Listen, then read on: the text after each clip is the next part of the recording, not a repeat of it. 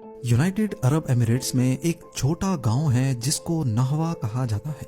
इस गांव की खास बात यह है कि अगर किसी को यहाँ से दुबई जाकर वापस आना हो तो ये सफर है तो सिर्फ 1 घंटे का, लेकिन इसके दौरान 4 मरतबा बॉर्डर क्रॉस करना होता है। जी हाँ, मैप पे देखा जाए तो ये है ओमान और ये है यूएई। अगर इसको जूम करके देखा जाए तो यूएई के ईस्ट में अरेबियन सी के साहिल के करीब ये छोटा सा एरिया असल में ओमान का हिस्सा है, जिसको मदहा कहा जाता है। ये पूरी तरह ओमान से कटा हुआ है और चारों तरफ इसके यूएई है। लेकिन इससे भी ज्यादा इंटरेस्टिंग बात यह है कि मदहा के अंदर भी एक हिस्सा है जो यूएई की टेरिटरी है, जहाँ पर ये छोटी विलेज कायम है।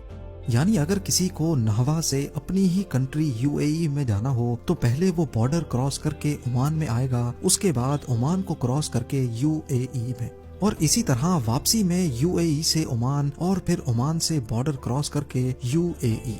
इसके अलावा यूनाइटेड अरब एमिरेट्स के नॉर्थ में देखा जाए तो ये पूरा पेनिनसुला भी ओमान का ही हिस्सा है, जो कि असल में यूएई के ही अंदर है।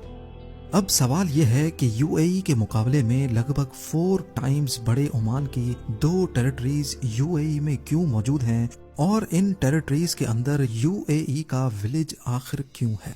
ज़ेम टीवी की वीडियोस में एक बार फिर से खुशामदीद। नाजरीन, किसी भी कंट्री का हिस्सा जब चारों तरफ से दूसरी कंट्री से सराउंडेड होता है तो उसको एक्सक्लेव कहते हैं।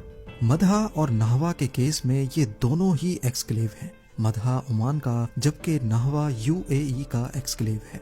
अब ऐसा नहीं है कि ये वाहिद एक्सक्लेव्स हैं, बल्कि पूरी दुनिया में करीब 40 से भी ज्यादा नेशनल लेवल के एक्सक्लेव्स पाए जाते हैं, और हर किसी की ऐसी ही इंटरेस्टिंग कहानी है। वो भी हम इसी वीडियो में जानेंगे, लेकिन पहले हम ये जानते हैं कि मदहा और नहवा के इस कॉम्प्लिकेटेड केस के पीछे कहानी क्या है।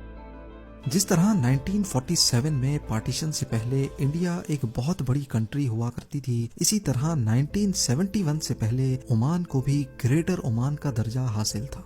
जहां अभी यूएई है वहां अलग अलग शेखों के इलाके बटे हुए थे। उनकी अपनी अपनी स्टेट्स थी, लेकिन इनका आपस में कोई खास कनेक्शन नहीं था।